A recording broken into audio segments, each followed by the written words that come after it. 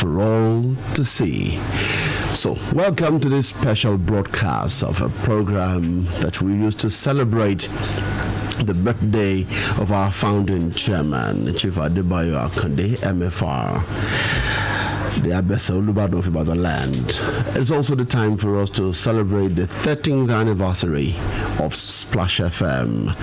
We started this anniversary lecture sometime in 2007 with the one done by Honorable Justice Emmanuel Olayinka Yola. And this is a lecture that has had quite a lot of eminent Nigerians.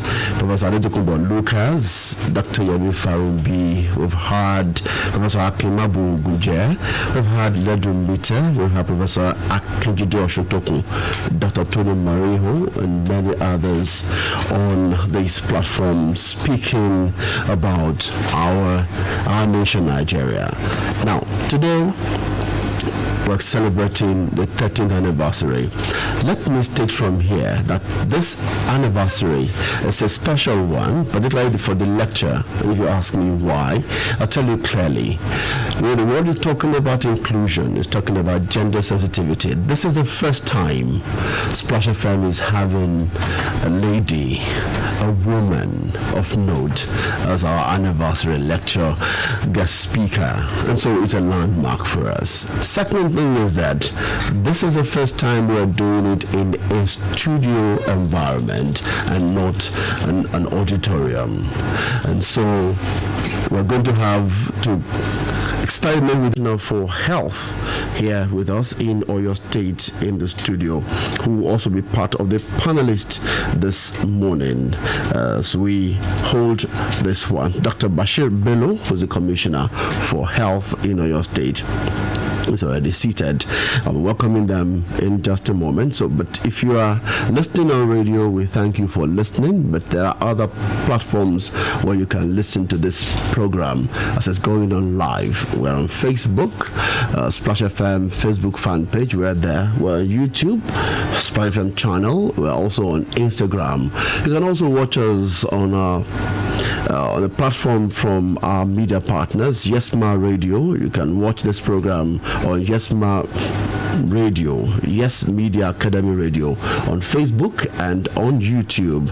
You can also search for Yamisho Entertainment Limited and you will be seeing this live. We have a huge online presence and this program is already there for you to watch as I speak. So let me quickly welcome my guests quickly now and then we'll hit the ground running. I'd like to first welcome the main speaker, Professor Olanike Adeyemo. Prof, thank you for being here. Thank you for having me. It's good to have you. A word of congratulations to our chairman. We thank all of you for being here. I would like to thank the Provost, College of Medicine, University of Ibadan, Professor Emiola Oluwabumi Olakpade Olaopa. Prof, welcome to the program. Thank you very much for inviting me, and we say congratulations to the founder of Splash FM. Thank you very much, sir. And I want to welcome the Honorable Commissioner for Health in Oyo State, Dr. Bashir Bello. Welcome to the program. Thank you very much. Thank you for having us on this program. We're glad you could be here. Thank you. Great. So, without wasting any much time, I'd like you to listen to the citation of the keynote speaker. The topic is COVID-19, lessons on responsibility, partnerships, and navigating the new normal. We'll get the new here about it. What is the new normal? How are we going to navigate the new normal? But let's know, who is Professor Olanike Emo? My colleague is already set to tell us. Professor Olanike Adeyemo.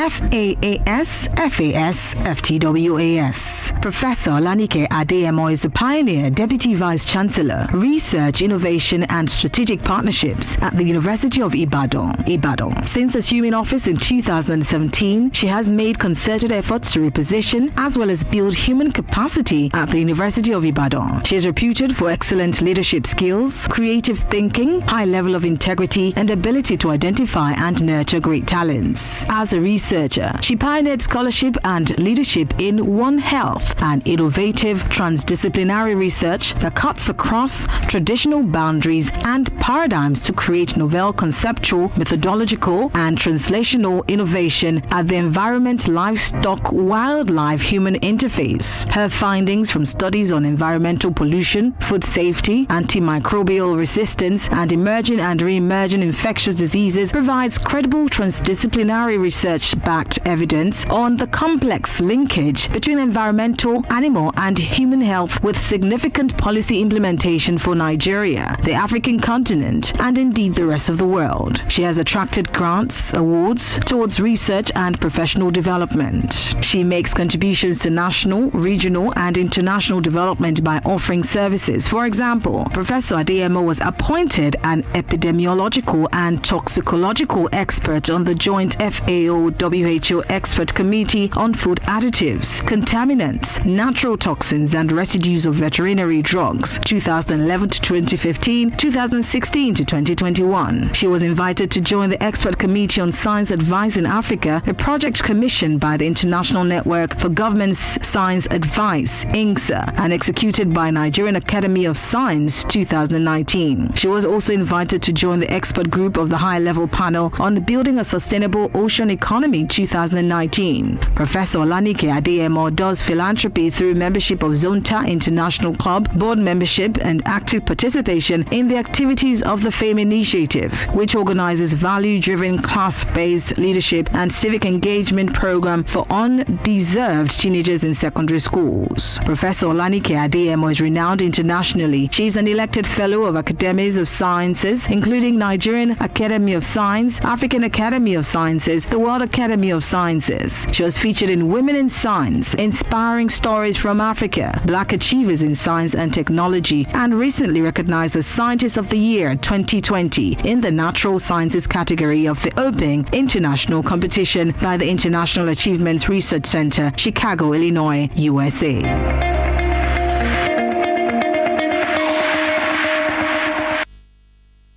Splash FM 105.5.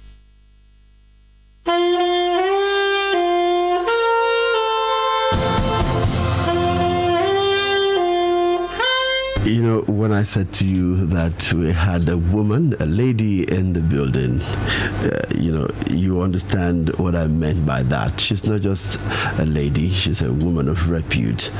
And when I asked her for a citation, she said long or short. And I said short, ma. I really do not want the long one, so that I don't take all the time. Now, she told me some time ago that everybody needs to take responsibility for themselves and assess the risk of this time. And so I'm sure that we're going to hear more about that, because we're looking at responsibility, partnerships, and navigating the new normal. Let's make welcome Professor Olanike Adeyemo. Please welcome to the program, ma'am. Thank you so very much. You were about to make a cardinal mistake by calling me Adenike. It's Olanike. Olanike is the limited edition of the Nike, and so nobody calls me Adenike. So I'm Olanike Adeyemo, and I'm glad to be here. I'm very, very happy to be the first female, although I think you have to do a catch-up, because I'm also somebody that is strongly pro women and women showcasing women. We have enough women to do these things. So I don't think 13 years being the first woman is something you have to do a catch-up. Having said that, I want to congratulate Chief Adebayo Akande on his 81st birthday. I want to pray that God will lengthen his days in sound health. There is many more of these days. Also, I want to congratulate Splash FM for and I thank. But so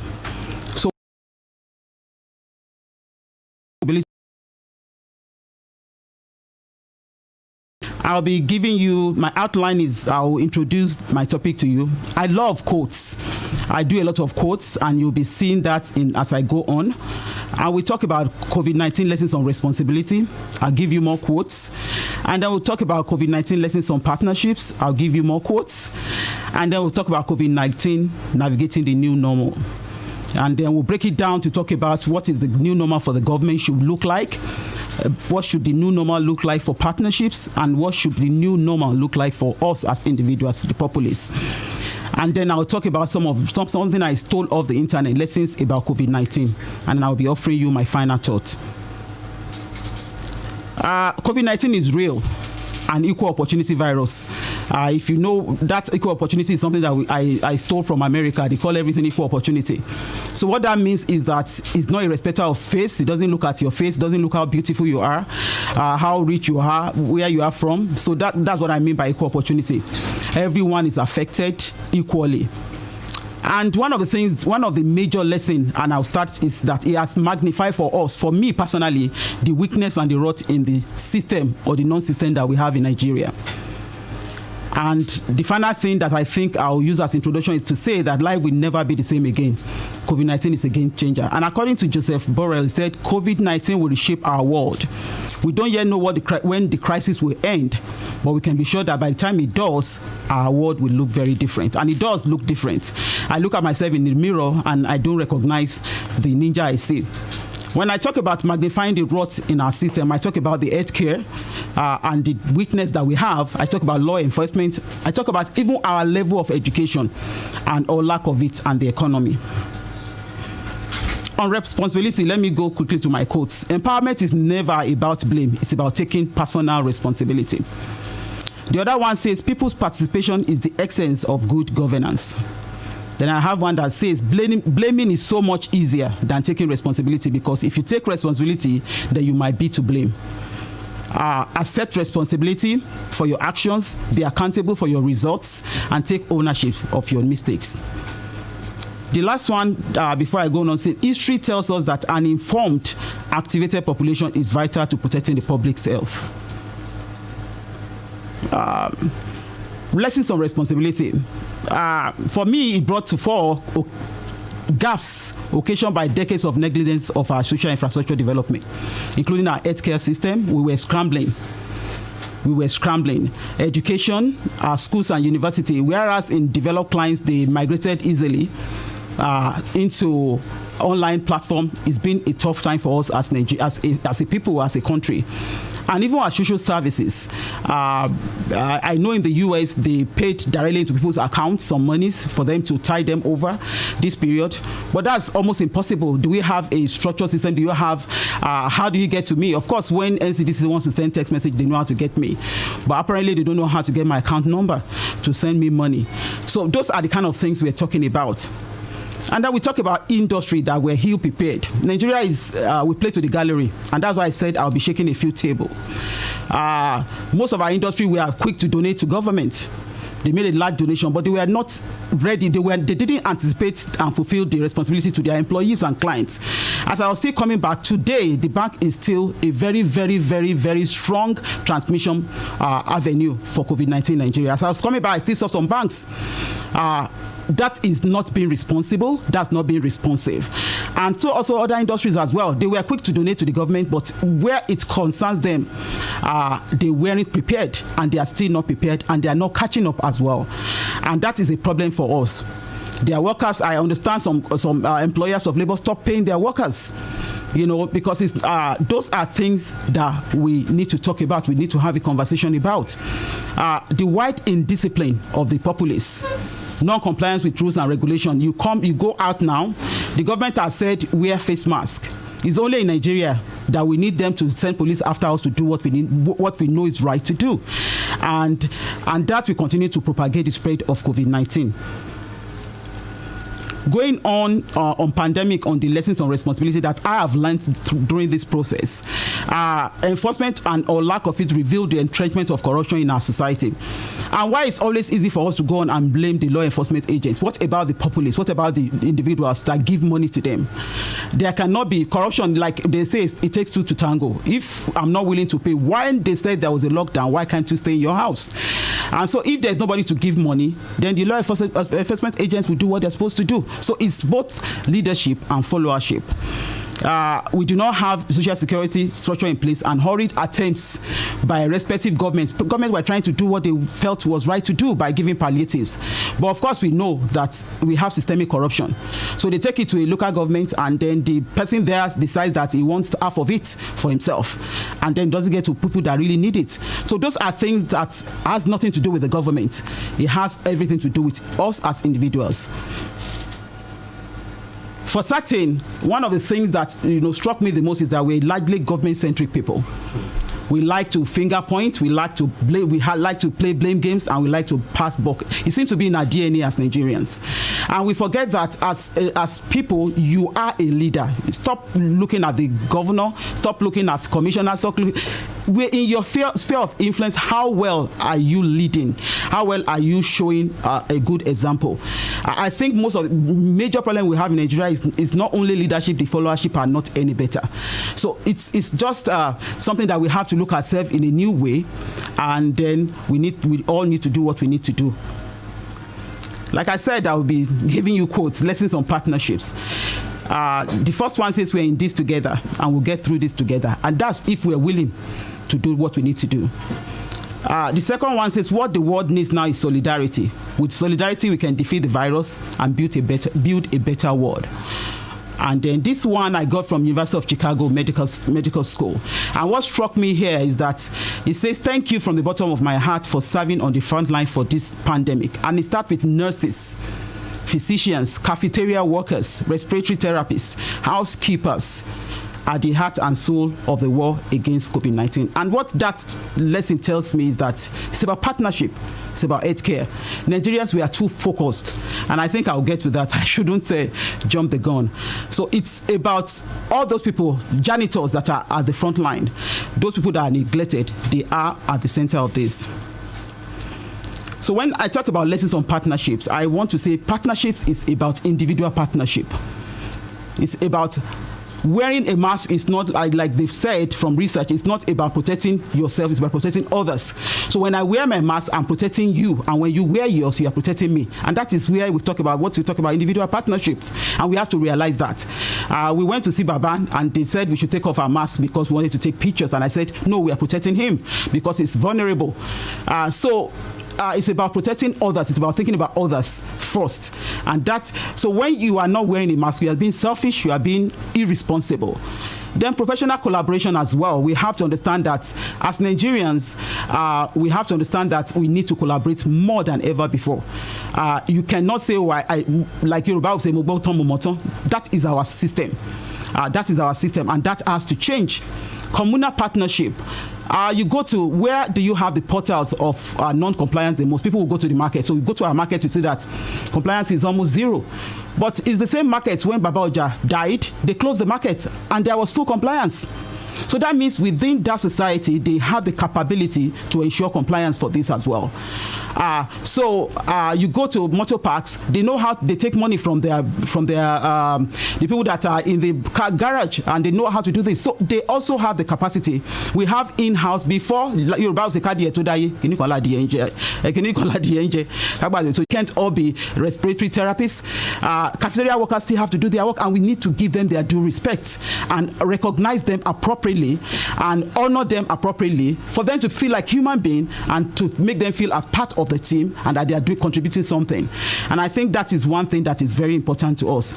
I say the idea of volunteering and selflessness for common good is almost extinct in Nigeria. I said almost because some people are doing it. One of the things that our committee, the Contamination and Contamination Work, but I want to use the opportunity to thank His Excellency Engineer Oluseyi Makinde for being somebody that is willing to partner. So is easily. And that is why we have this collaboration. The decontamination and containment team is a committee that has people from the government, it has us from the academy, and it has people from the industry as well. That is what we talk about partnership. So it's not about, oh, we are superior people because we carry the term professor, or we are superior people because we are government officials. We are working together, and we've actually had a lot of impact because we see things from this different lens view and perception. And I'm very happy and thankful for the University of Ibadan.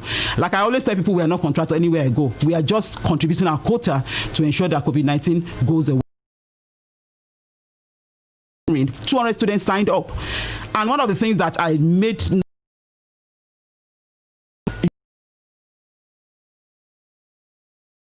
serve, and I was very proud. I'm still very proud. I'm like a proud mom to our students. 200 students doing it, and we're so thankful to them. So I know a lot of NGOs are also stepping up and doing this as well, and this is very important. The last lesson on partnership, and this might not really be partnership, might also be crisscross responsibility, as said, and I put it in red. We are sunken to the lowest level of humanity. That was heartbreaking for me. When we extort, inflate prices, and cost of service to profit from COVID-19. And I think, and the mystery it portends, instead of protect and save human life. And my brother, one of my brother who's a medical said it, he said, when I complained to him, he said, Nigeria is now survivor of the meanest or most athletes, and that is unfortunate for us. When this thing started, they first took off all sanitizers, and then they started selling it at ridiculous prices. That for me was like, this is a matter of life and death. And when we do that, then we have sunk into the lowest level, and it's sad for me as a Nigerian. One of my very closest friends went in for surgery recently, and the kind of things they made her pay for were things that I know she ought not to have paid for. 65,000 naira. So I tell you, there are so many people that are dying in Nigeria, not because of COVID-19, but because of some of the things they have to go through. Save months and months and months and months and years to be able to do the surgery. So for you to come and then they are charging you something ridiculous just to extort money, it's ridiculous, it's disgraceful. I don't even know the name. I've run out of the English to qualify it, and that is the level we are sucking into in Nigeria. So we need to look ourselves in the face and decide, how are we, what am I doing at this time? And personally, I want to tell you, because I've had opportunity to work with government, because of the kind of things they have to deal with, I'm aware of some of the things they have to deal with to trawl through this category of human being to be able to do what they need to do. So it's shameful, and we need to, if, like I said, we are shaking tables. If it affects you, you need to take a second look at yourself and do the needful. So navigating the new normal, I'll start with my quote. As I said, COVID-19 is about connecting, it's about solving, it's about saving, and we need to know that. Politics is largely the process of taking credit and putting the blame on others, regardless of what the facts may be. And then this one says, I brought this specially for you. It says, journalists and doctors in Asia collaborate to fight medical and misinformation.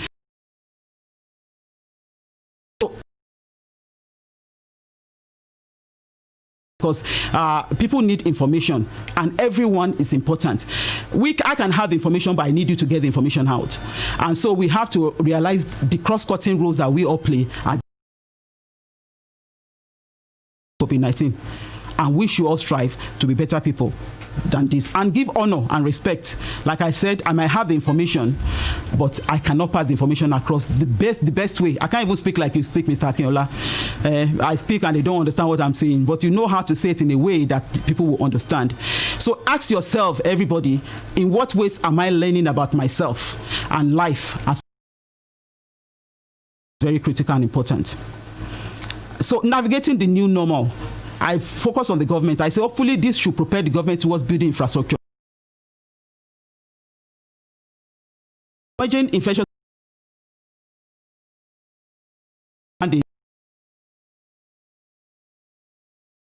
and so this village. This is a new normal. You cannot keep disease in China. It will find its way to Nigeria as COVID.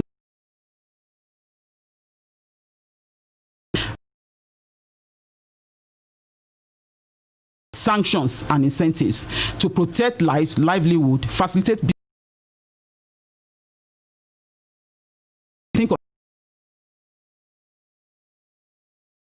anticipate the need of an aspect, it should be something that is strategic. And like I said, there cannot be sacred cows.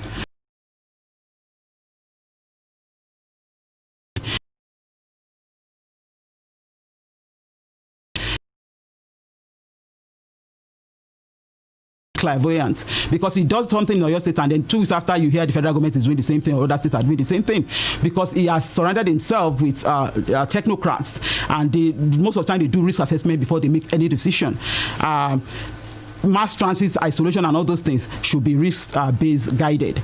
And then the public need reliable and actionable information to help them understand risk of exposure. So we need to communicate widely. So many things I sent to the governor's PA yesterday, that they have so many things in place because people are afraid that their kids are going back to school. So all those things that they have in place, they need to make a lot of noise about it so that people will to quench fear mongering, for people to know these are the things that are in place, because people don't know. I said, oh, you've been very quiet about this, you need to make a lot of noise about this. So all avenue, mass media, town criers, I know they still have it in some villages if you need to go back to the days. And then trade unions associations is easy way to circumvent, like I said, fake news and fear mongering. And I think we need new laws as well. If you willfully expose somebody or you willfully do something that will put somebody at risk, you should be charged for manslaughter, which we need to be. National Assembly, every assembly should be doing new laws around COVID-19, because like Yoruba will say, so when they make these laws, then when you are caught, then you face the maximum sentence, and then you see people will do what they need to do. And about the partnership now, all stakeholders in every sector, I talked about market association, mass transit operators, religious organizations, private businesses must sincerely deploy their influence. We all have influence in a sphere of influence. If you come to UI now, you cannot enter the University of Ibadan gate without having a face mask. And so when you come to University of Ibadan, almost everybody, you cannot see the same level of compliance you see outside, like you see at the University of Ibadan, because you can't even enter the UI gate, and we close all the other gates. You only coming through one gate. So it's very important for us to know, to support the government. It doesn't necessarily have to be monetary, but your sphere of influence, you can wield. They need to step up. Where you have congregation, people need to do what they need to do. Local and international partnership will require for measures. We need to foster partnership that will strengthen our funding, material, and training to strengthen our country's long-related social infrastructures. And then I will be remiss if I don't talk about the interconnectedness of human, animal, and environmental health. It is imperative. Most of the emerging and infectious, re-emerging infections, 75% of them are just handle them and say, oh, they, treat the. You have to handle it at the source, and it requires that we cooperate to do this. And when you talk about research, when you talk about response, when you talk about control, prevention, we need to take one else seriously, and to also prevent the next pandemic. Like Yoruba people will say. When we talk about the populace, we need to reflect on fundamental notions of responsibility. What do you mean by what is responsibility? What does it mean to you? Individual accountability is the essence of good corporate citizenship. So are you accountable as an individual? Then we need to understand that encroachment into natural ecosystem and anthropogenic activities, that's man-made activity, are the things that are creating conditions for the kind of things we see. 20, 30 years ago, there was nothing like this. So we have to understand that it's something we are doing as human beings, because we are the one with the greatest influence on our planet. Every outing should be preceded by risk analysis, with understanding that actions and or inactions has consequences. So I chose to come here today to expose myself to the risk that I'm here. So I'm ready to know that when I go out of my house, it's a risk I'm taking. And we do take those kind of risk assessment every day. You want to cross a road, you need to look left, right, and left again. So it's the same thing we are talking about now. Let nobody put anybody under pressure by saying, oh, you must come to church, or you must do this, or you must do that. It's individual risk assessment, because at the end of the day, if it happens, it's you and your immediate family that will be impacted the most. Abiding by safety guidelines will help to curb further spread of COVID-19, and we should avoid stigmatizing infected people, because that's what will make people not to come out if they are infected, because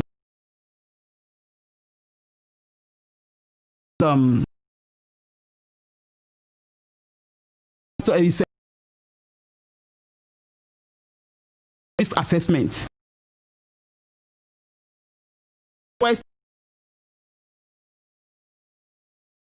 like getting into restaurants as very low risk. You have something like going to school as moderate risk, and you have something like going to church as very high risk.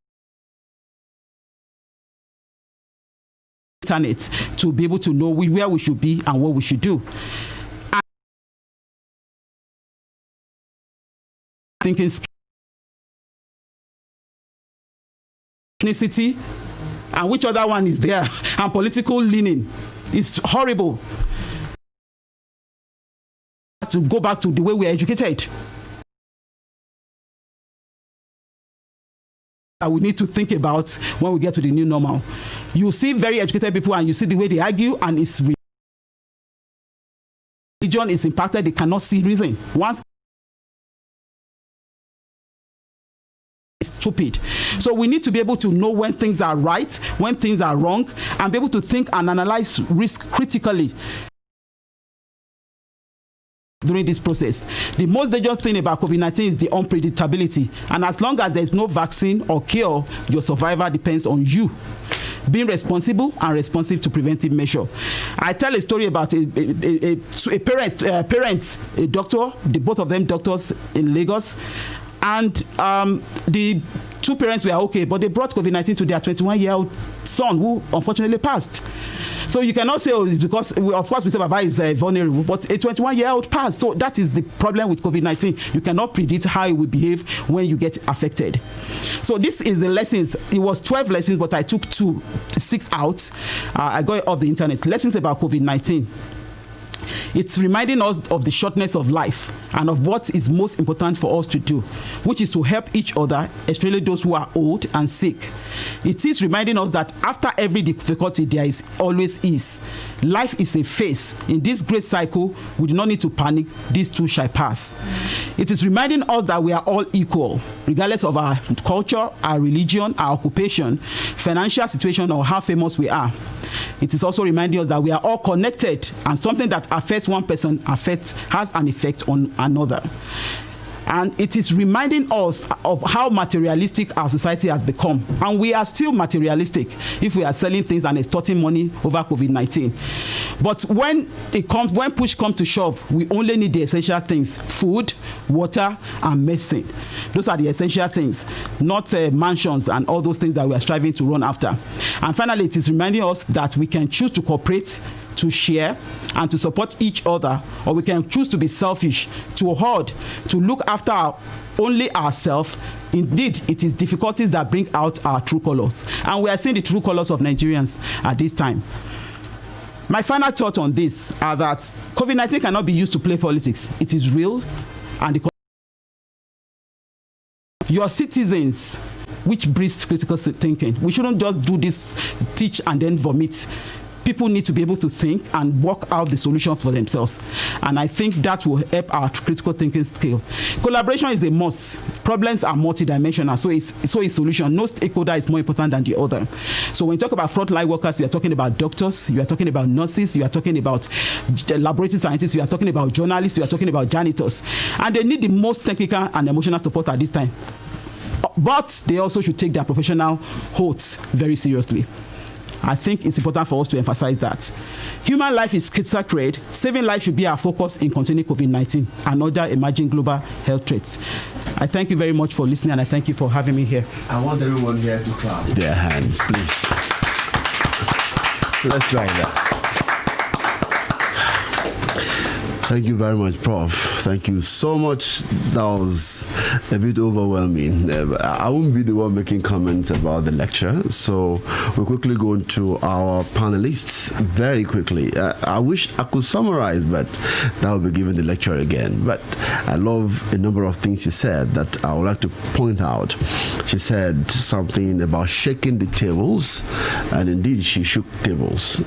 She shook the table from the government side, from the people, and she pointed out the things that we have done that we need to rethink about. This is very poignant. Survival of the meanest or the most heartless. She talked about the fact that Nigerians lack critical thinking skills. We rather think about our ethnicity, about our religion, our political leanings, than reason properly. She made a statement that your survival depends on you, that the world needs solidarity. She said, we have put a number of things ahead of what we should be doing. That industries are quick to donate to government rather than take care of their employees, and so on and so on. And she said, we are sunken to the lowest level of humanity. We extort, we inflate prices and cost of services without thinking. And she also spoke about our own industry too, that is the education system in Nigeria needs overhauling. And she said we need a learner-led system that will make people to think critically. She hammered a lot on collaboration and partnership and how we have to live after now. Once again, we want to thank you for obliging us and giving us this lecture. We will certainly do the catch-up, and I will not make the mistake of calling you Ade. It's Olanike. Professor Emiola Oluwabumi Olakwade is the Provost, College of Medicine, University of Ibadan. He'll be making his first statements about this after the break. I want to take a break, so when we finish with this break, when I come back, I'd like you to make your statements about the lecture, and then we engage it. If you're listening to us on radio, you can send us messages via our Splash FM handles on Twitter, on Facebook, on YouTube. You can send your questions. I've seen a number of questions already. You also can send your questions to us this morning. We are also going to take some calls when the time is ripe. Thank you for being there. We'll take a break and be back in a moment. It's still the 81st birthday celebration of our chairman and the 13th anniversary of Splash FM and our lecture. Stay with us, don't go away.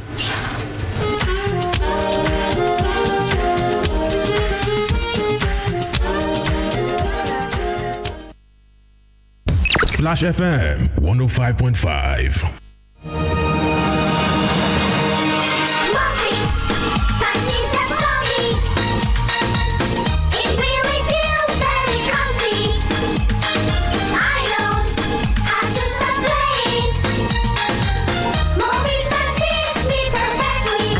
From Molfix just for your baby. Molfix pants with anatomic fit technology. New Molfix pants, an invention from babies for babies. Easy to wear, easy to remove. Getting to this destination took a lot of work. You weren't even sure of where you were going, but you didn't settle. You went for it.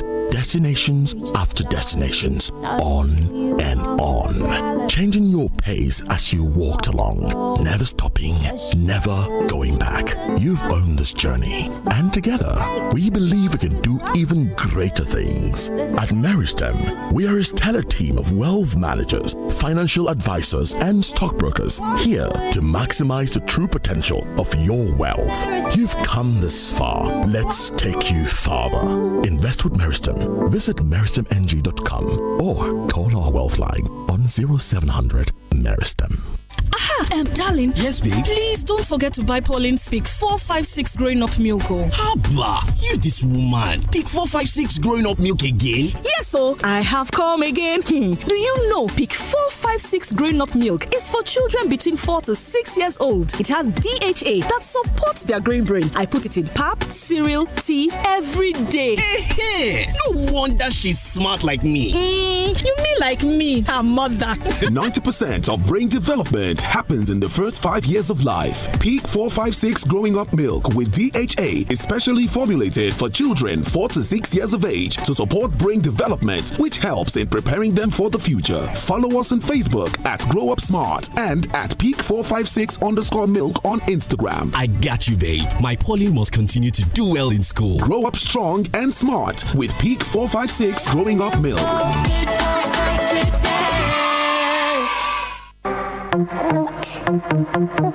You were born to move, to turn and suckle, to try with all your might until at last you lift your head, to kick and splash your arms and legs at bath time, to squirm and wiggle across the floor. You were born to crawl, to walk, to run, to play. Baby, you were born to move. Now go with Hug Huggies Pants. With a soft, breathable, all-round waistband and quick dry layer for all night dryness, Huggies Pants are recommended by 9 out of 10 moms for comfort.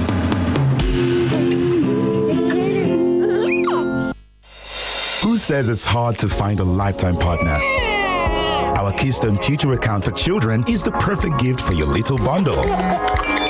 There is the Evolve account for young adults in need of a bank that speaks their language. Young man, you're welcome to the team. The Paytime account tailored to support the financial and lifestyle needs of salary earners. The GrowBees account enabling SMEs and corporate organizations take their businesses to the next level. At Keystone, we are not just a bank. We are a lifetime financial partner, helping you accomplish your goals every step of the way. Choose the right partner. Sign up for a Keystone account today. Keystone Bank. We grow together. Babe, Grain Smart. Is it a flavor? No, it's a special mix of vitamins and iron in Golden Morn. But I thought Golden Morn was made from maize and soya. Yes, Niger maize and soya protein fortified with Grain Smart, which means the right energy to think and do great things. Oh! Treat your family to the great taste and energy of Golden Morn. Eat up and carry go, because nothing do you. Golden Morn, make every day amazing. Splash FM 105.5.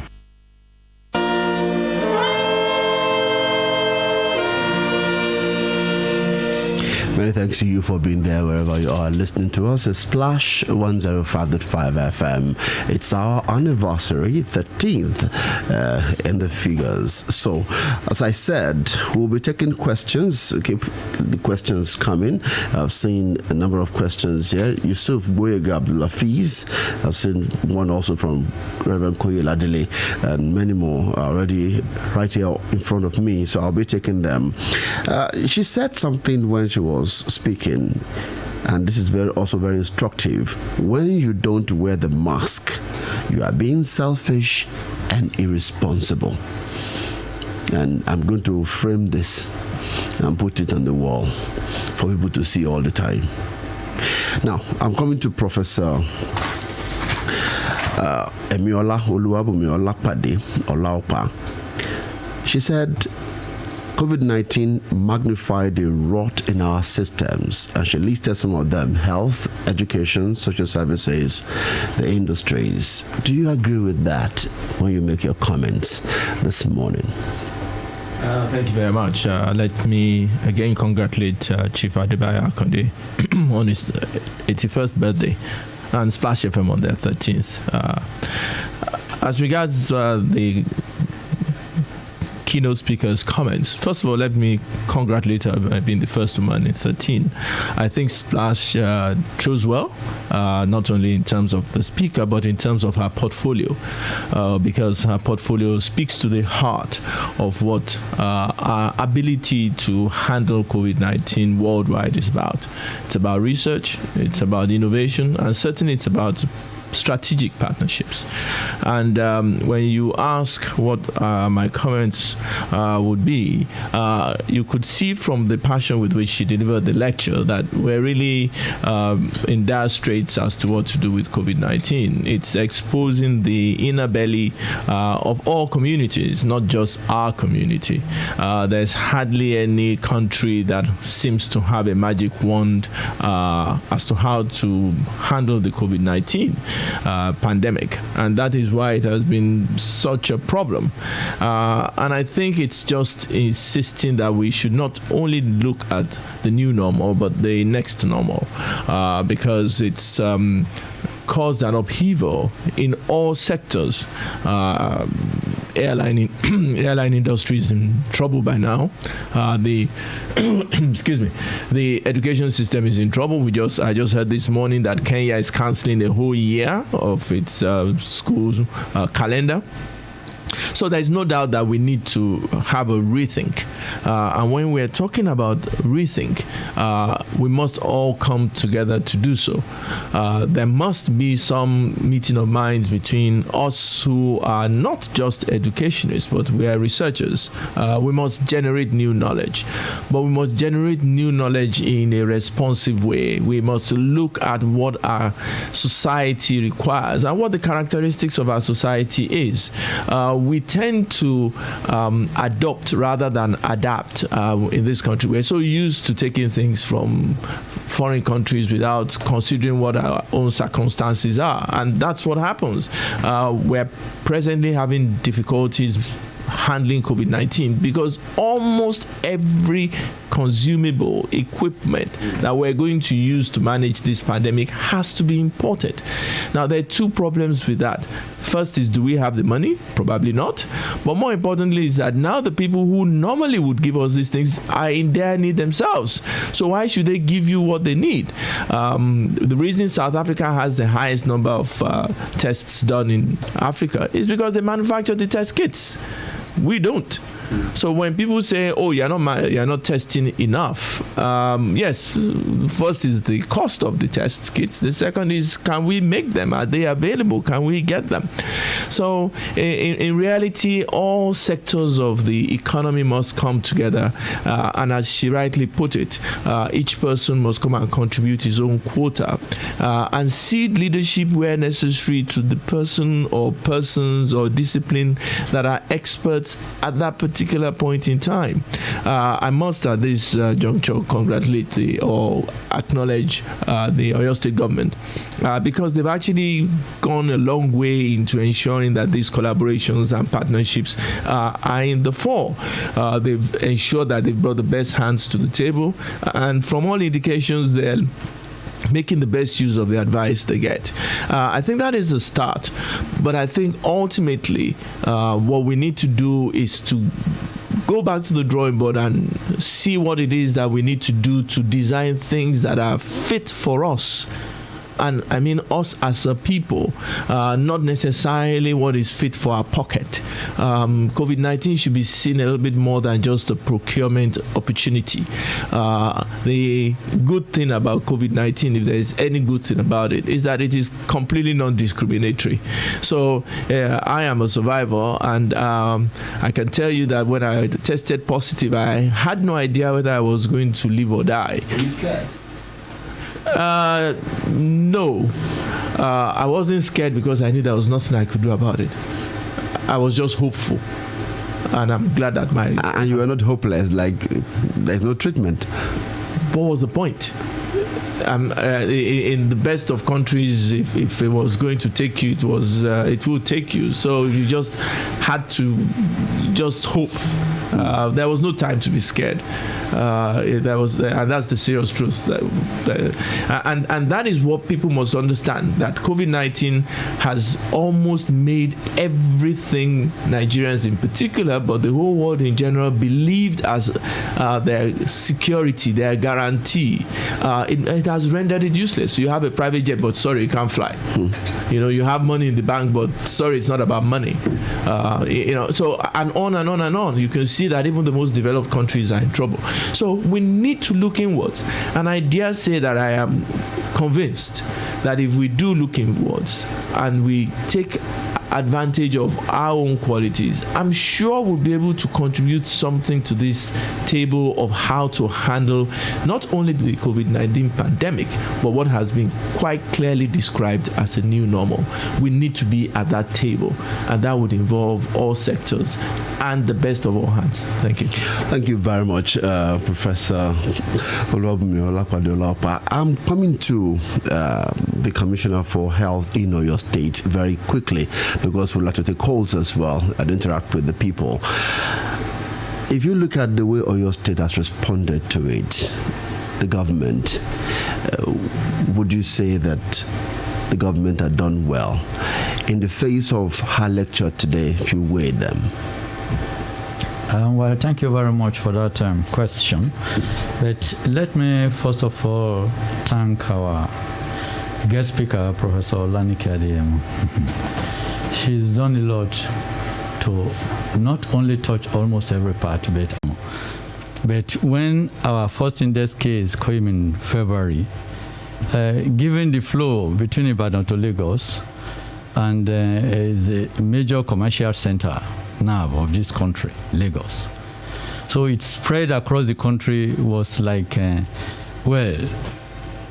more than the rate it has spread in some other countries like that.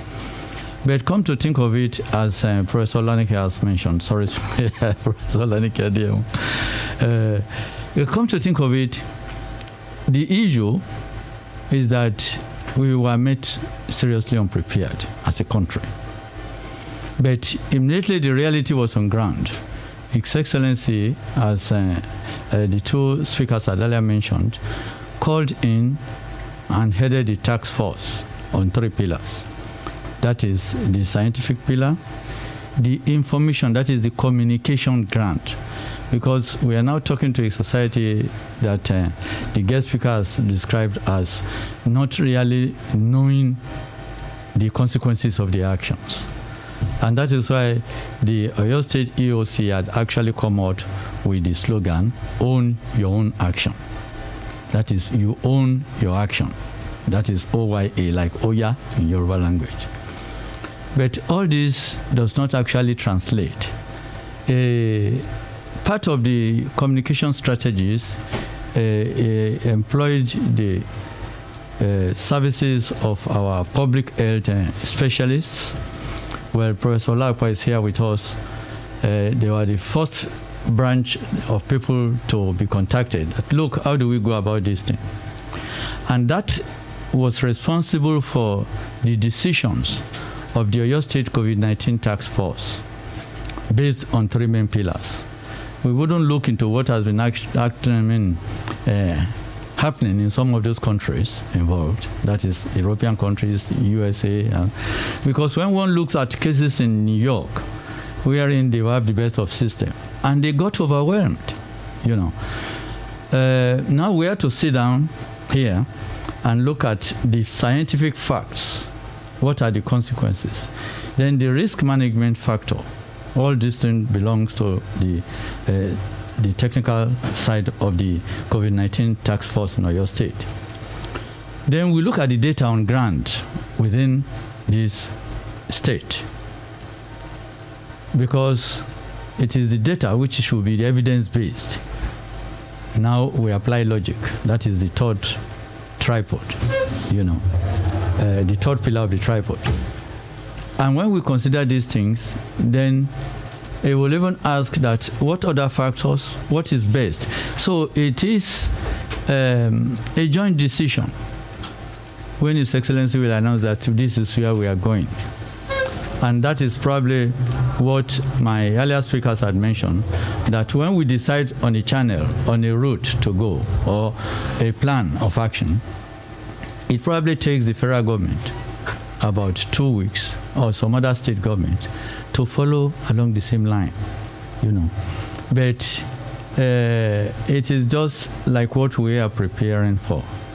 As of present, we have been able to do some fair degree of containment, given the fact that the virus as it is still evolving, is still developing, no vaccines, no form of treatment. But His Excellency had done one good thing, which people might not easily see outside.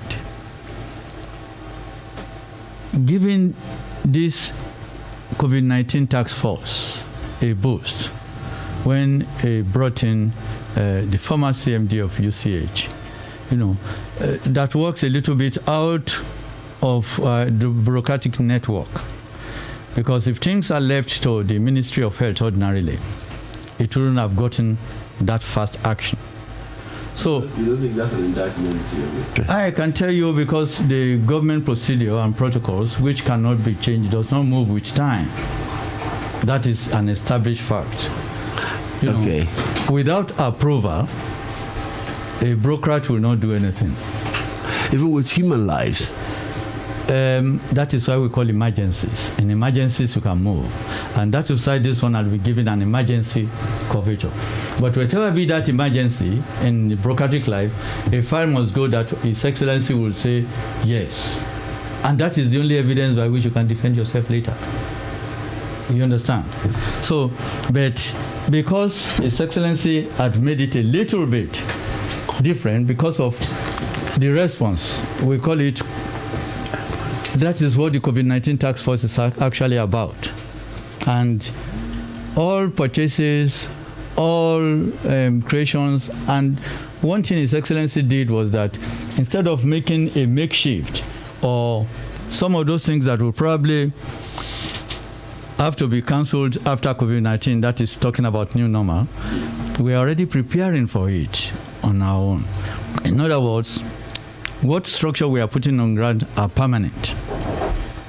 So, and that is why a major hospital like the Olodo, that is infectious disease, and it's also used as a research center because our collaborators, the University of Ibadan, the University College Hospital, and some of our scholars will be able to do necessary research because it is providing a technical development hand on it.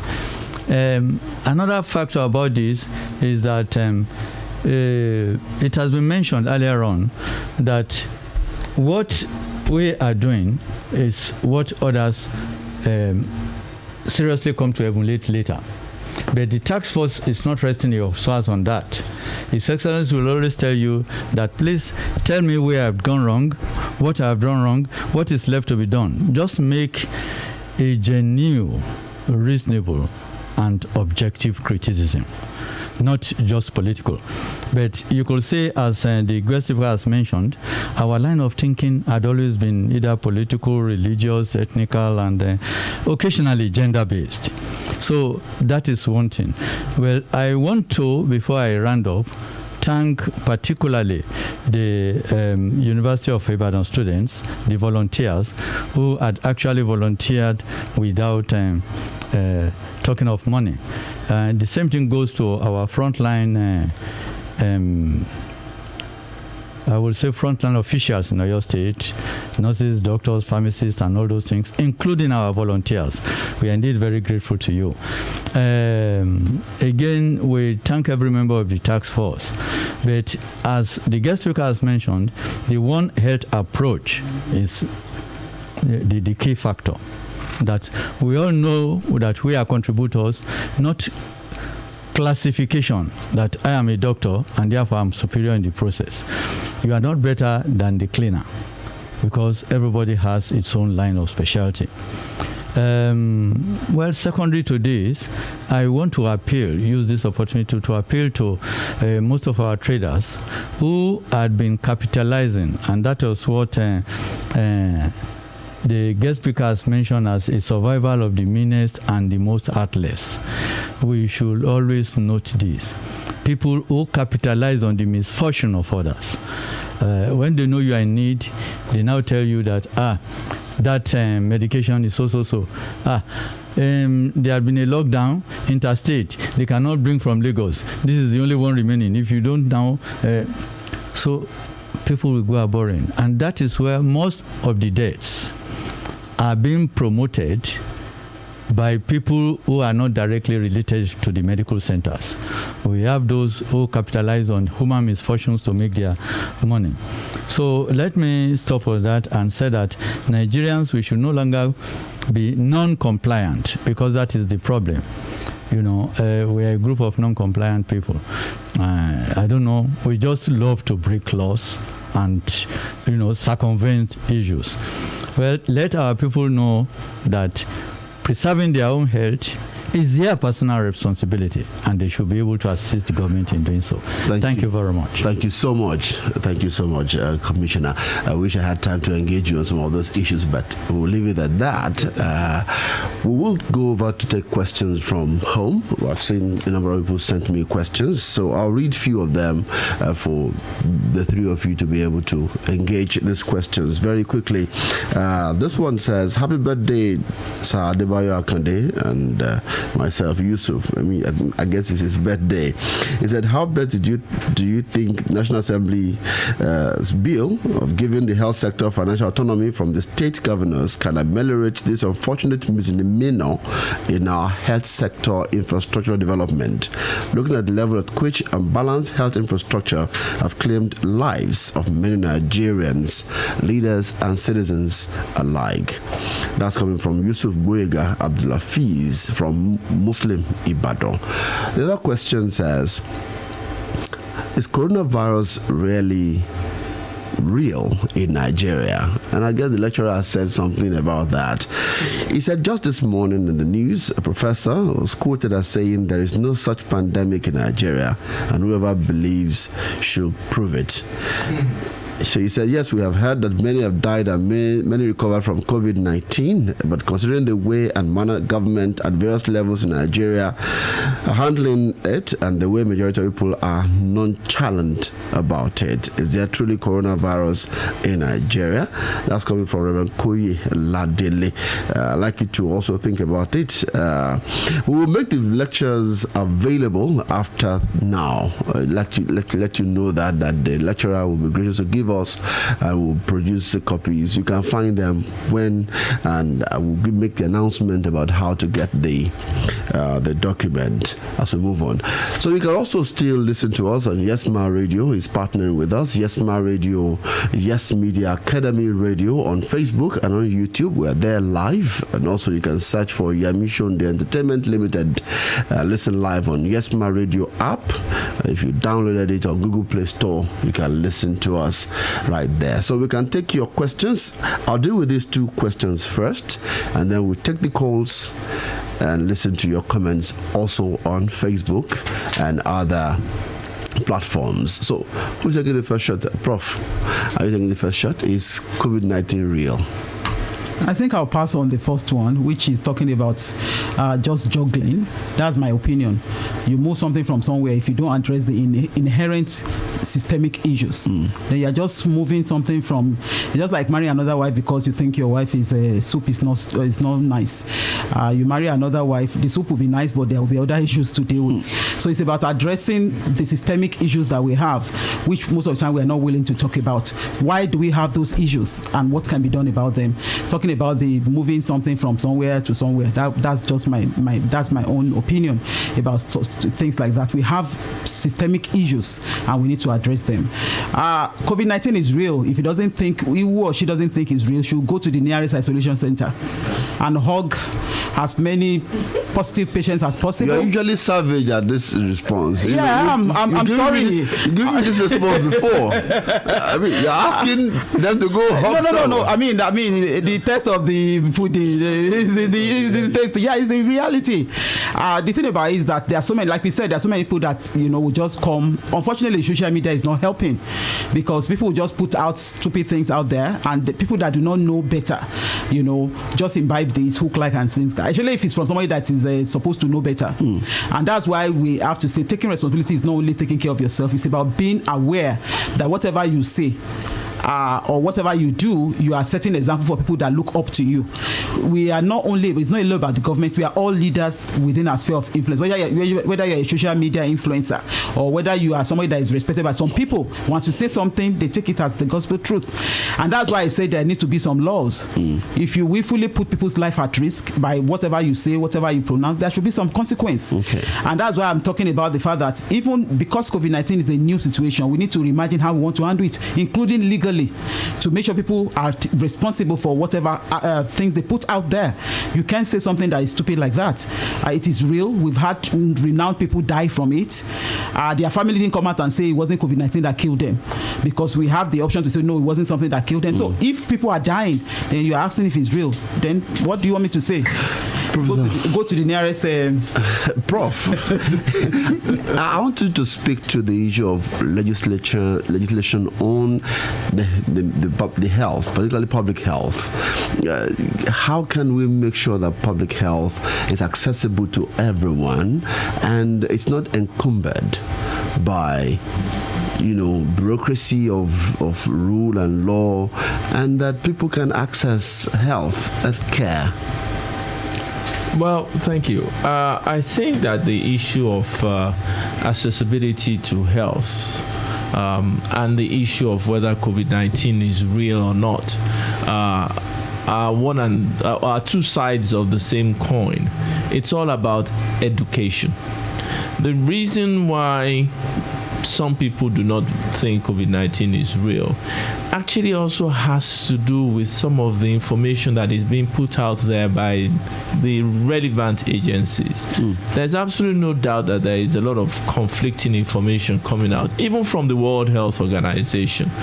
And I have always had an issue with public service announcements. I've had this discussion with the various officers of health. If you put out a narrative that COVID-19 is brought in by the Oga who goes abroad and comes back, instantly those who do not have an Oga that go abroad think it's not their problem.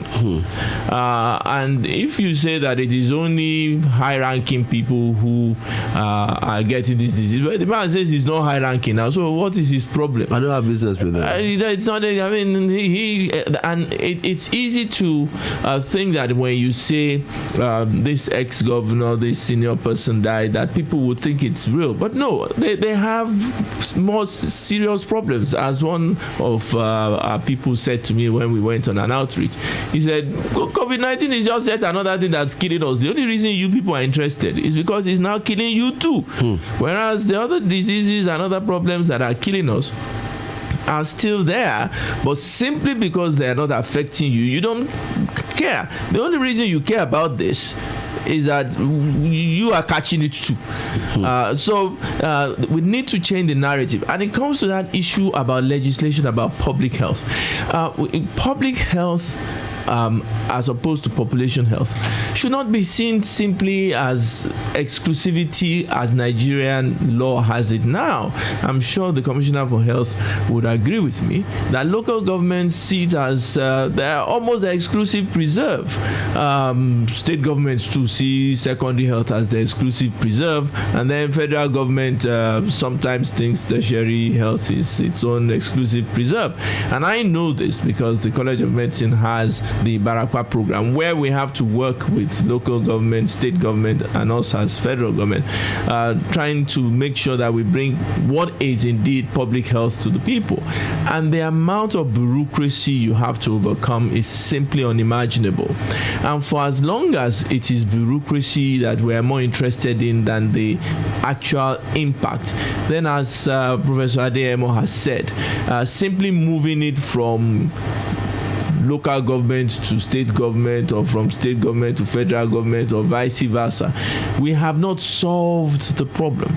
And the problem is trying to ensure that we design something that is meant to work. I am not sure that a lot of our legislation has been designed to work. They've just been simply legislated for convenience and for expediency.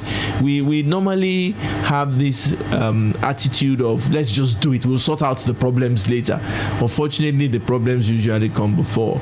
So I would say that we should focus on accessibility. We should ensure that our public health legislation addresses both the public health issues and the population health issues so that they can be more effective. Thank you very much. I'm moving to the commissioner, but this time I'm going to speak Yoruba because I know you can speak Yoruba, so that those who are, the large population of those who are ill-informed are probably people who don't speak English like we do right here on this table, even though we have talked about very educated people who are misinforming the public. But let's go to Yoruba. Mo wòye nǹkan tí ìpínlẹ̀ Ọ̀yọ́ ń ṣe lórí ọ̀rọ̀ àrùn COVID-19 yìí. Ẹ ti sọ wípé ẹ pèrègédé pé ẹ ti ń ṣe àwọn nǹkan tó jẹ́ pé tẹ́ bá ti ṣe tán àwòkọ́ṣe ní ìpínlẹ̀ Ọ̀yọ́ wá jẹ́ fún àwọn ìjọba tó kù láyìíká àti ìjọba àpapọ̀. Mo fẹ́ kẹ́ ẹ gbé yẹ̀wò àwọn nǹkan wo ni ìjọba ìpínlẹ̀ Ọ̀yọ́ ti gbé kalẹ̀ tí ó fún àwọn èèyàn nífọ̀kànbalẹ̀ wípé tọmọ wa bá lọ léèwé kò ní ká àrùn yìí wálé, tá a bá lọ sọ́jà,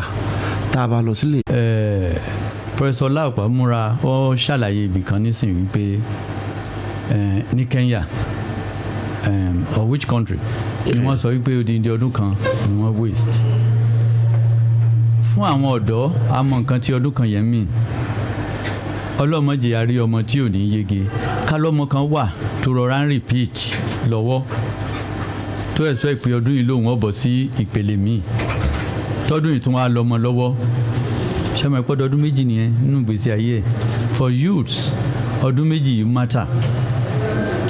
now àwa wò ó pé ní ìpínlẹ̀ Ọ̀yọ́ àní nǹkan méjì tá a fi ń ṣe akíkanjú ní ìta àti jogún láti ọ̀dọ̀ Chief Ọbáfẹ́mi Awólọ́wọ̀ ju ètò ẹ̀kọ́ lọ. It has been our only industry. Only the only thing tá a fi péyege tó yẹ pé tá a máa ń béèrè báwo ni. Even nígbà tí wọ́n ṣẹ̀ṣẹ̀ gba independence lọ́wọ́ òyìnbó tẹ́ ẹ bá wà ní federal service tí wọ́n bá ń sọ̀rọ̀ tó bá sọ pé I'm from the west wọ́n ti mọ̀ pé superior thought ló dé yẹn. Ṣé education yìí láwàá jẹ́ ó bàjẹ́ kanlẹ̀? Ìjọba yìí nípa ọ̀rọ̀ ètò ẹ̀kọ́ wọ́n ti ṣe compendium kan tó jẹ́ pé ó jẹ́ bíi past question bíi ọdún 10 sẹ́yìn ọ̀fẹ́ ni wọ́n fún gbogbo àwọn ọmọ. Gbogbo iṣẹ́ tí wọ́n ṣe ìtorí ìpínlẹ̀ Ọ̀yọ́ nínú gbogbo àwọn tó yẹ ṣe ìdánwò ń jáde àwọn èsì aláṣekọrí 27 ẹ̀kẹtàdínlọ́gbọ̀n nípínlẹ̀ Ọ̀yọ́ wà.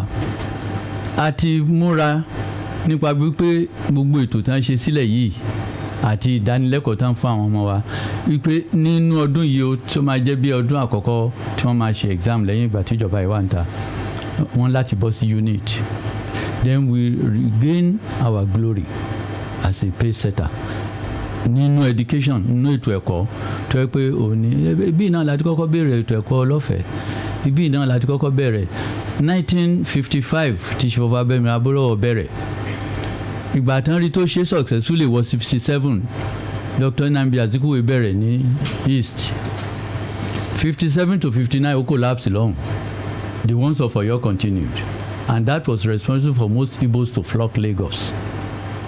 Ẹ get nsìn so it's our only pride ṣùgbọ́n ká tó wá ṣe ètò eléyìí gẹ́gẹ́ bá a ṣe sọ àwọn akọ́ṣẹ́mọṣẹ́ ètò ẹ̀kọ́ àti àwọn akọ́ṣẹ́mọṣẹ́ ètò ìlera wọ́n jókòó káwọn ọmọ yẹn mọ́ lóòsì àsìkò yìí kí ni tá a lè ṣe òótọ́ ìwú ń bẹ́ ń ta wọ́n kọ́kọ́ wá pe àwọn olùkọ́ wọn wọ́n fún wọn ní ìdánilẹ́kọ̀ọ́ lórí bí wọ́n ṣe lè ṣe now a gbọ́ pé kò ń ṣe gbogbo àwọn ọmọ ni wọ́n ní kán wọlé o àwọn tí wọ́n ní kán wọlé gan-an wọn ò ju bí ìdá 10 iléèwé kọ̀ọ̀kan lọ ìyẹn dẹ̀ ni àwọn tó ń ṣe iṣẹ́ tí wọ́n fẹ́ fi bọ́ sí ìpele míì àwọn ọmọ primary 6 táwọn náà dẹ̀ ni tí ó bọ̀ sí secondary àwọn ọmọ GSS 3 táwọn yẹn fẹ́ bọ́ sí senior school àti àwọn tó bẹ́ẹ̀ pé wọ́n fẹ́ ṣe school certificate tí mi ti ń wò pé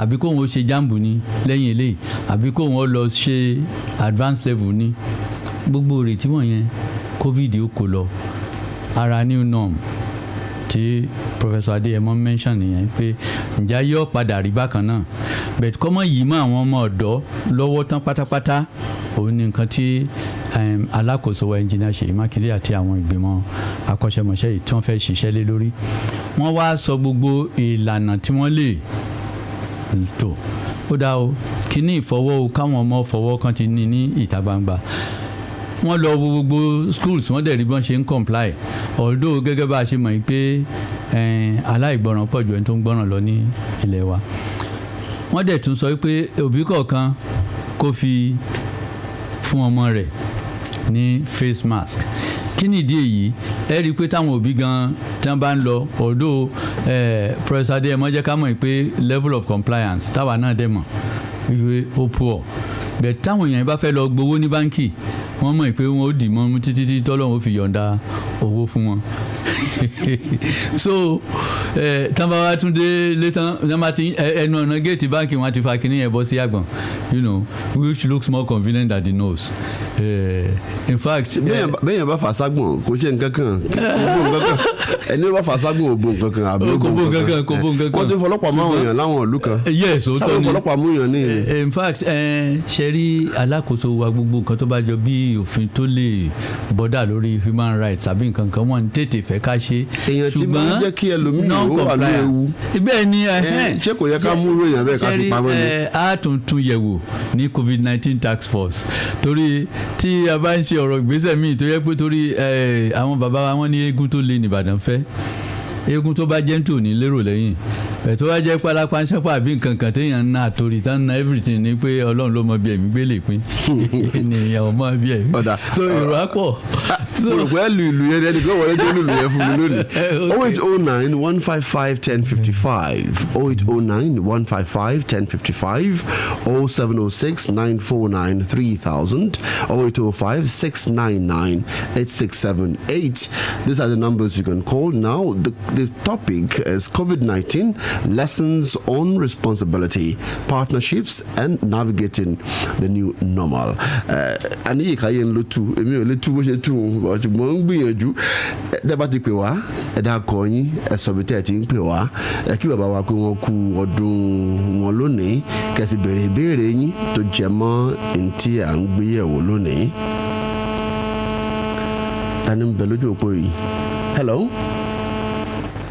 Hello. Hello, good morning. Hello. Good morning. Yes, good morning. Good morning. Thank you for calling. What's the name where you're calling from? Àti bàbá wa Abese Olubadan ẹni wọ́n gùn Ọlọ́run ó jẹ́ wọ́n pẹ́ fún wa.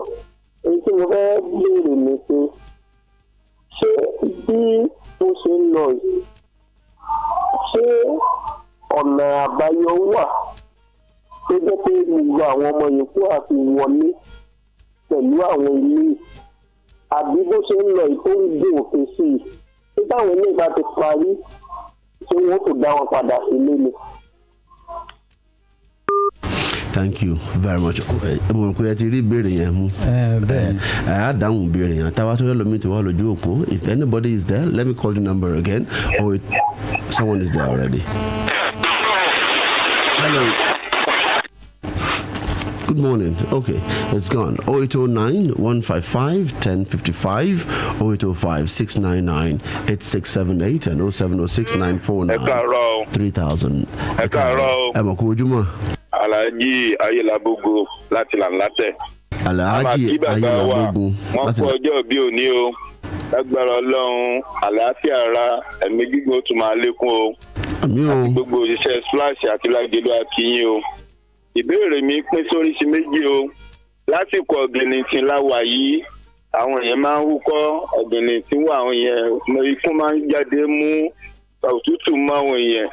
Ẹ̀rù wá ń bà àwọn èèyàn pé táwọn mẹ́jọ sídùú fọ́nmá pé nǹkan kan ti ṣẹlẹ̀ wọ́n má máa ń lẹ̀. Ṣèṣì yìí òtútù sì ti wá ti pẹ́ ọ̀gìnìntìn ti wá ti pẹ́. Kejì àwọn oògùn tí wọ́n lọ kó wá nílùú kejì Madagascar àtàwọn tí wọ́n ń ṣe ń bí ṣé wọn ò lè lò ní Alhaji Ayelabogo láti Lanlate. Ẹ ṣeun Alhaji Ayelabogo láti Lanlate. Mo fẹ́ràn ìbéèrè wọn o. Ṣé àmọ́ pásíkò yẹn yóò mọ̀ sí. Ṣé gbogbo ẹni tó bá ti sí ló ní COVID ni àbẹ́ni tó bá ti wúkọ́ ló ní COVID? Ẹ jẹ́ kí kọmíṣánná dá wa lóhùn kíákíá. Ẹ ṣe pọ̀. Ẹ jẹ́ kí ká kọ́kọ́ mú láti bí ẹni tó ṣe ìbéèrè àkọ́kọ́ màá wá bọ́ sórí ọ̀rọ̀ ti Alhaji Ayelabogo ìbéèrè wọn. Now ṣe rí ìbá àwọn tí a ní kí wọ́n bẹ̀rẹ̀ kí wọ́n wọlé yìí a rí i pé àwọn wà ní ìpele tó ṣe pàtàkì sí ìlọsíwájú wọn nínú ètò ẹ̀kọ́.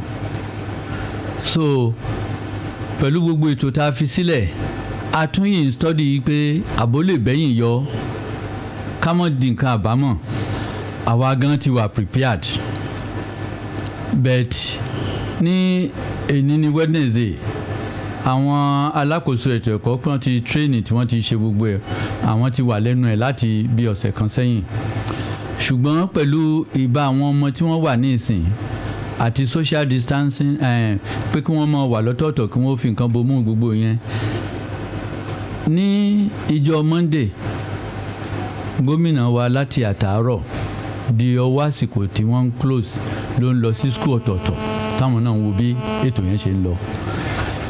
alákòóso ètò ẹ̀kọ́ àti àwọn ìsọ̀ǹgbè àti ní different zones, àwọn zonal inspector of education gbogbo ni wọ́n tún mójútó lọ́tọ̀.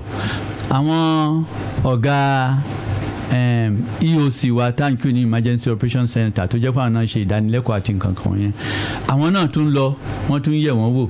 so gbogbo kínní kò ń ṣe pé a fi ilẹ̀ ìpè kan bẹ̀rẹ̀.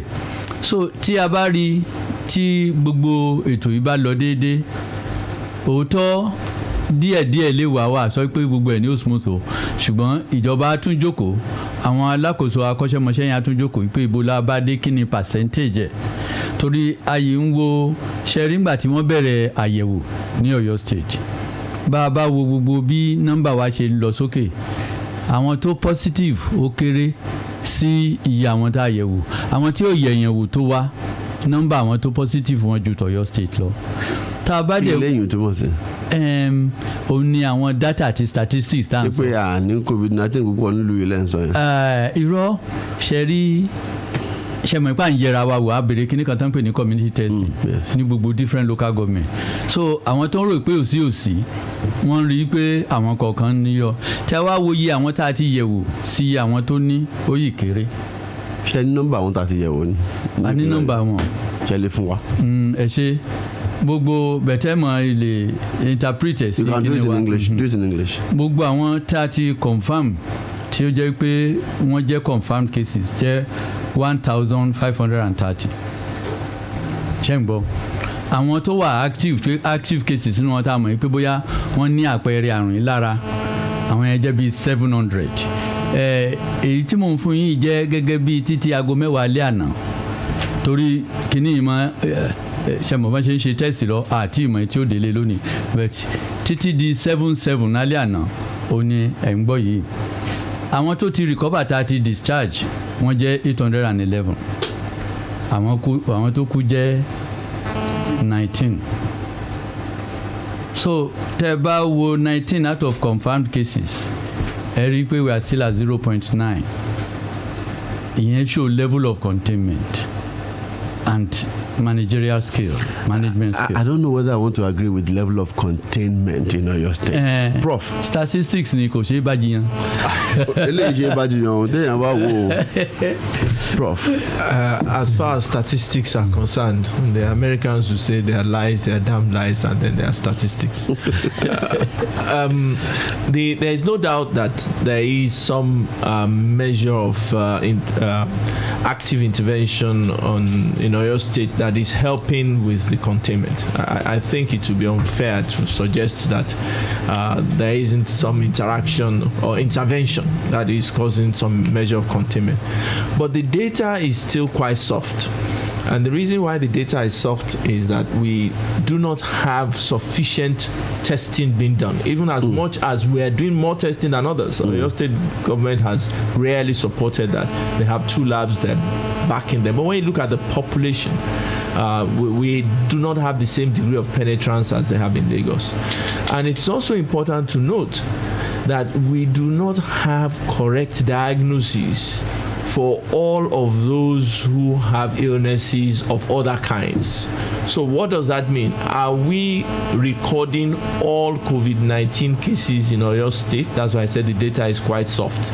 That is different from the ones we have seen. Only 19 have died. If we have real data, sacrosanct. It's difficult to say, and that's why Lagos State looks a little bit worse than everywhere, because they're doing a lot more. So we need to be careful about how we interpret the data. And I'll just give an example, just to make sure that you don't think I'm blaming the Oyo State government. For the in the UK, for a long time, they were only recording the COVID-19 cases that were in hospital. They were not looking at the COVID-19 cases and or deaths in elderly care homes. And that meant that they did not record 25% of the cases and deaths.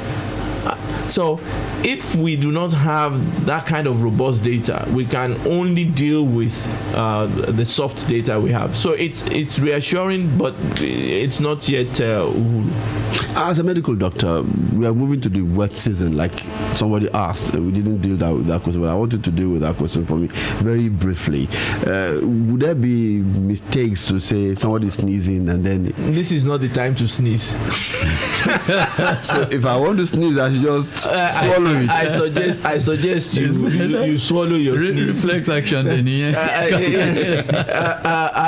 There's absolutely no doubt that if you sneeze now, people will not answer with bless you. They will go in another direction. So you maintain social distance. Yes, as the Yorubas will say, Allah lojuti okuriti kuliana.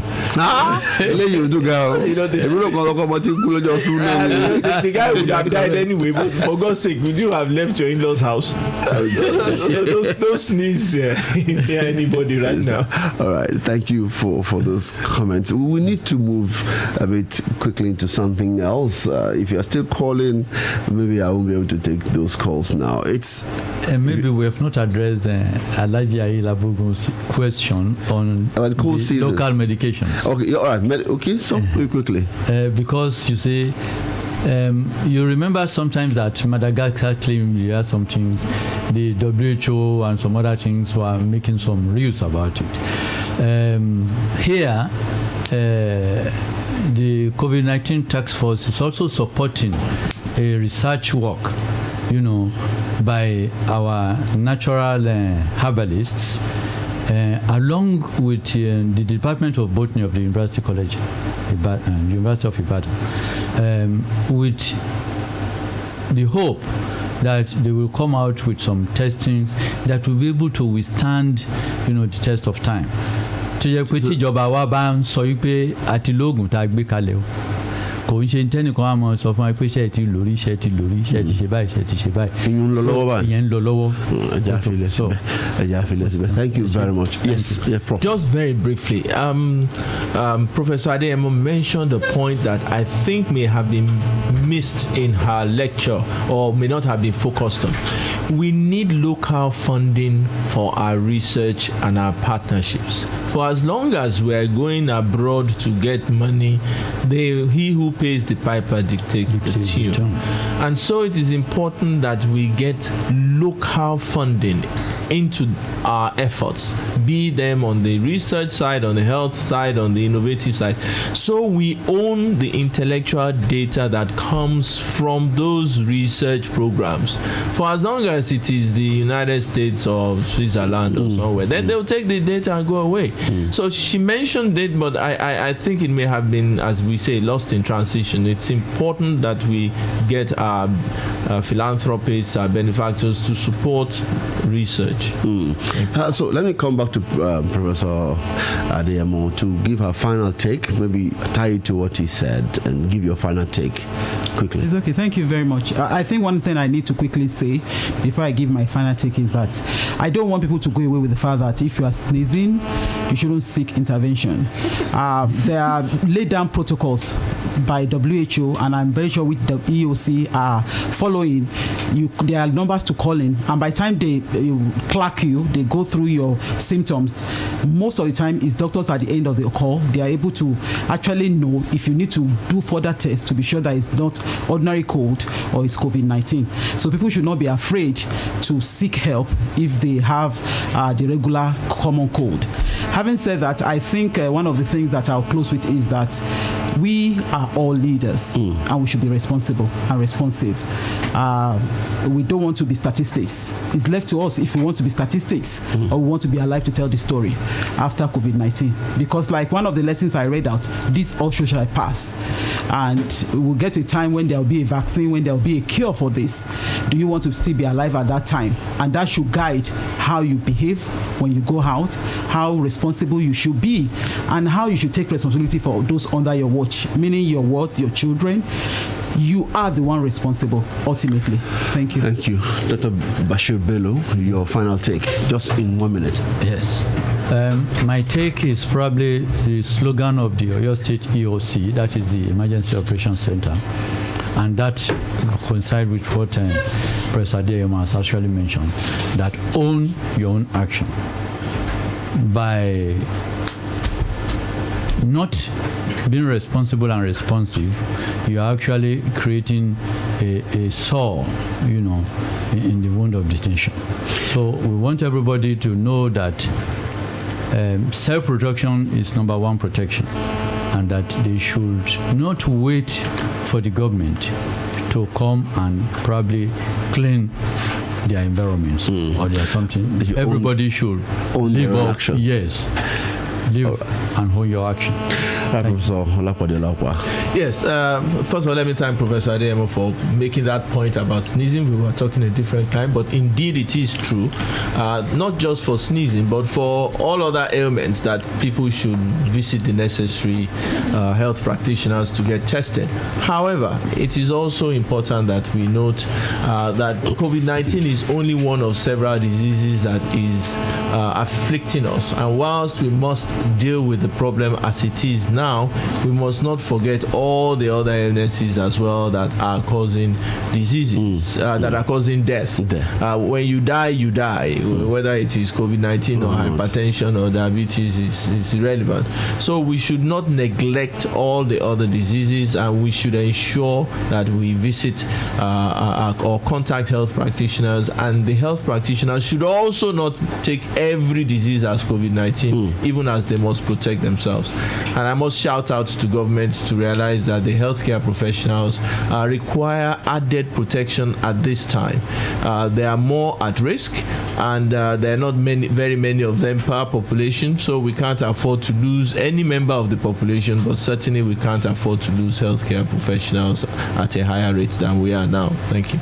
Thank you so much. I'd like to thank Professor Olubadan, Provost College of Medicine, University of Ibadan, member of the panel this day. Thank you for coming. I'd like to thank Dr. Bashir Bello, Oyo State Commissioner for Health, as a member of the panel as well, and also our guest lecturer, Professor Olanike Adebayo.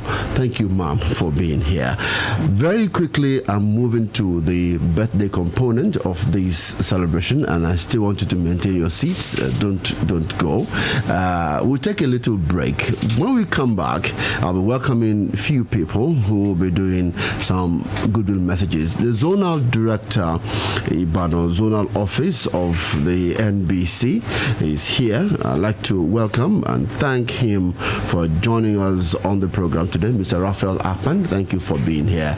We appreciate you. I'm taking a break right now. When I come back, we'll celebrate a little bit more. Stay with us.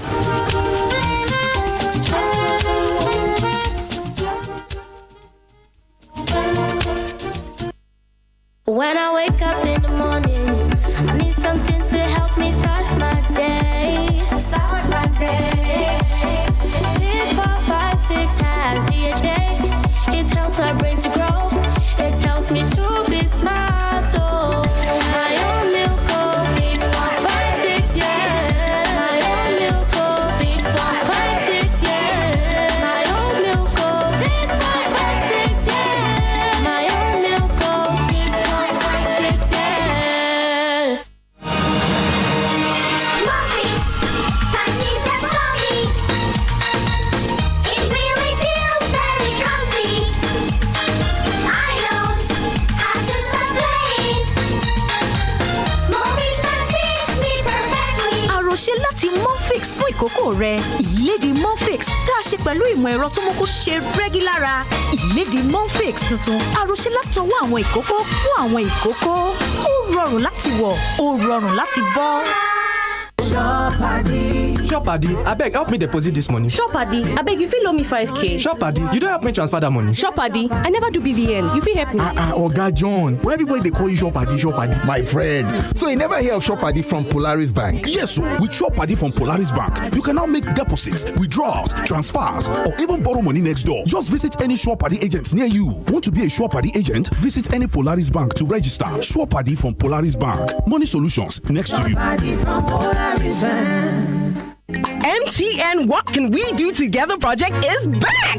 In the last 4 years and counting, 510 communities have benefited from different projects. Beyond this, smiles have been shared, lives have been impacted, and communities have been transformed. The journey isn't over. To be part of this year's project, nominate a community you know that needs either solar-powered boreholes or ICT lab for public secondary schools. To nominate a community, text MTN to 321 from your MTN line for free or visit www.mtnonline.com/what can we do together and provide the requested information. Nominations close July 31, 2020. Together, we can make it happen. Turn it up.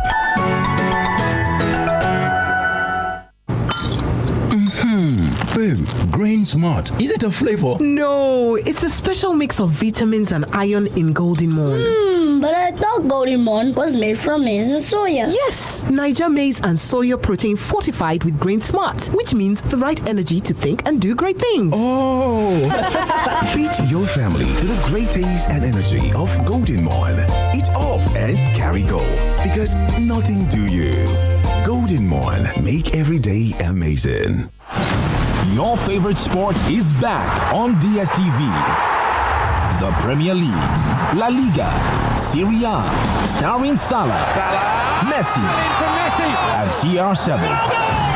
The very best players from the very best leagues in the world. Get a HD decoder, dish, and 1 month compact subscription for only 17,675 naira. Looking for a place to rent concrete mixing machines at an extremely affordable price, whether on a small or large scale? Bidel Constructions is Ibadan's concrete mixing outlet with over 500 mixing machines up for grabs and available to you. Now listen to this. Not only can you rent the machines for affordable prices, but you can also earn money by recommending the machines to other people to rent from us. So for every machine we rent out through you, you get 1,000 naira. This means you can earn as high as you recommend. So get smart and make money. Head over to Bidel Constructions right now, located at High Court Road, Ring Road, Ibadan, or call us on our hotline 0818-070-2938. Bidel Constructions is financially capable to handle big budget projects. Bidel Constructions. We commit, we deliver. Every single morning, I wake up feeling ginger. No time for darling, so I stay woke like a dreamer. Let them say whatever, but I still there on the matter. And I promise to never stop till I get to the top of the ladder. Introducing the new Peak Yogurt, the exciting drink that gives you tasty nourishment in every sip for you to be you, do you, and go for you. Peak Yogurt comes in orange, strawberry, and plain sweetened flavor, all available in nearby stores.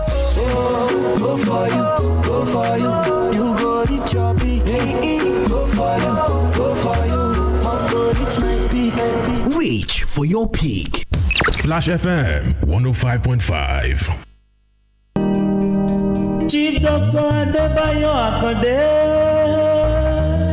Yes, Chief Dr. Adebayo Akande, thank you for that call out. I'll give the Zonal Director, Ibadan Zonal Office, under which we have Ogun, Osun, and Oyo, to just tell us a bit of felicitation to our chairman in just 30 seconds because of my time. Mr. Raphael Akpan, welcome. Thank you for being here. Yeah, thank you so much, and good morning, everyone. I think it's we're still within the time. Indeed, I'm very happy to be part of this of this family, celebrating our daddy, Chief Adebayo Akande, MFR, the Abese Olubadan of Ibadan, on his 81st birthday. It's indeed worth celebrating. In the broadcast space, Splash FM came up as the very first private station in Oyo State, and that is what we recognize so well. And today, Splash FM is doing so well. We have gave birth to Lagelu FM. We have Splash Abeokuta. This is what we want, and we give credit to our daddy, and we pray that God Almighty will grant him sound health. God will be with him. Amen. And God will also keep the family of West Midland Communications Limited. I so much appreciate this, and I say congratulations, everyone. Thank you very much, sir. Okay, ní báyìí tí mo fẹ́ ṣe kíákíá ṣe mọ̀ wí pápápá ni wọ́n ra ìrèké ní pápá kéèyàn má bàa kó sí ẹnu àwọn ọlọ́pàá. Ẹ̀yìn abọ̀rọ̀ Táyọ̀ ń bẹ ní ó fẹ́ sùn jálá jẹ́ kí kíní wo mọ̀ró pọnlápọnlá kí n tiẹ̀ gbọ́ díẹ̀. Ó tó bá wọn. Táyọ̀ bò ní. Orin là kọ́ dá o, bá a bá fẹ́ ṣeré jàlá orin là kọ́kọ́ dá. Bá a bá dání náà tán kélégbé ó sì gbèrè kó wá jọra wọn. Ẹ máa fi sọ̀rọ̀ ẹnu alárí ọdẹ. Tèmítáyọ̀ òye ládùn mo dé bí mo ti dé o, gbàngbàngbàn ní kọlọ́rọ̀ máa jíkẹ́ mo dé bí mo ti dé. Ọ̀rọ̀ tí ń bẹ ní àyín ọkàn kò sẹ́nìkan jẹ nìkan lọ. Ọ̀rọ̀ tó bá kò jó ìní ọkà ìnáyè tó bá kò níbodè yọ kàrà oko wàràǹwèrè ní ọkọ̀ mọ́ sùkúù. Ọ̀rọ̀ tó bá kò rógùn yọ kàn gbàkọ. Ọ̀rọ̀ òní kan ládùúgbò ẹni kọ́ mọ́ kan ni ẹ máa fi sọ̀rọ̀ ẹnu alárí ọdẹ Tèmítáyọ̀ òye ládùn. Ọ̀rọ̀ òní kan olórí iléeṣẹ́ kọ́ mọ́ kan gbogbo òṣìṣẹ́ gbàngbàngbàn ńlẹ̀ yìí tọkàn mí ọkàn ṣe wọn lágbàngbàngbàn ọkàn Túndé ọmọ Ọláwúwo ọkàn gbogbo òṣìṣẹ́ ìkànnì Lágìlú FM ọkàn gbogbo òṣìṣẹ́ ìkànnì Splash FM nìbàdàn àti Lábẹ́òkúta ẹ máa fi sọ̀rọ̀ ẹnu alárí ọdẹ. Akande ń sọjọ́ bí o kàpẹ́ láyé ká bá wọn yọ. Akande sọjọ́ bí o ká bá wọn yọ.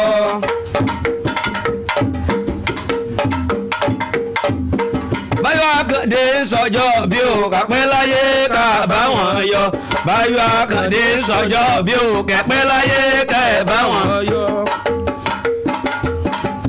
Báyọ̀ Akande sọjọ́ bí o kẹ̀pẹ́ láyé ká bá wọn yọ. Báyọ̀ Akande sọjọ́ bí o kẹ̀pẹ́ láyé ká bá wọn yọ. Onílù yìí ṣe sùúrù ọwọ́ ló fi ń wí ẹnu mo fi ń wí tèmi lókèlókè kéèló méjì lẹ́ẹ̀kan oṣù kí ni òun ṣaládùn ara mi gidi gan nítorí bàbá mi Múrítàlá Adébáyọ̀ ẹ má fi sọ̀rọ̀ ẹnu alárí ọdẹ àmọ́ òpó nìyí òpó múrẹ́ nìyí bàbá mi gbogbo ẹ̀ pátápátá ńlọ́kùkù yé mi. Bó bá dàmọ́dún ká ríra wa ọdọọdún làárọ̀ mọ̀ òbí bó bá dàmọ́dún ká ríra wa ọdọọdún làárọ̀ mọ̀ òbí bó bá dàmọ́dún ká ríra wa ọdọọdún làárọ̀ mọ̀ òbí tó bá dàmọ́dún ká ríra wa ọdọọdún làárọ̀ mọ̀ bó bá dàmọ́dún ká ríra wa ọdọọdún làárọ̀ mọ̀ bó bá dàmọ́dún ká ríra wa ọdọọdún làárọ̀ mọ̀ òbí o. Bá gba kíní ọ̀gẹ̀dẹ̀ yìí lọ́wọ́ Táyọ̀ kò tó wò ó dákẹ́ lónìí.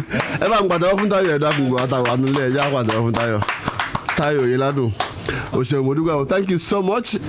N tó fi mọ́yàn mi jẹ náà lélẹ́yìí ń gbà lọ́wọ́ rẹ lọ́jọ́ kan. All right, thank you so much and his team.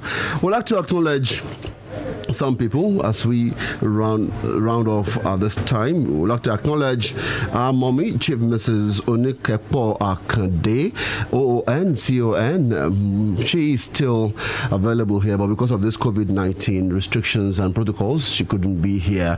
Mommy, we acknowledge you. Thank you very much. We'd like to thank our MD and CEO, Mrs. Atinuke Akande. Atinuke Adetunji, he wrote that. Mrs. Atinuke Adetunji. Thank you very much, ma'am, for that. Mrs. Olato Akande, thank you also for being here. Bolanle Akande, Bayo Akande Jr., Alhaji Akande, Chairman's Elder, Alhaja Akande, Chairman's Elder Sister, Group Captain BC Ojebola, Chief Wahab Pupola, the Afobaje of Ibadanland, and other family members. We thank you all for being here. We also thank all our staff and members of staff who are also here. I would like to thank Michael Latuboson for assisting. Thank our General Manager, Tunde Olawu, and also we want to thank our Oga Safu. Thank you very much for all your help and all that you have helped us today, boss. Thank you so much. Desmond Adebayo, thank you. I thank the team at the social media Thank all those for the engineering. Thank everyone, the accounts, and all those who have helped to make this a success.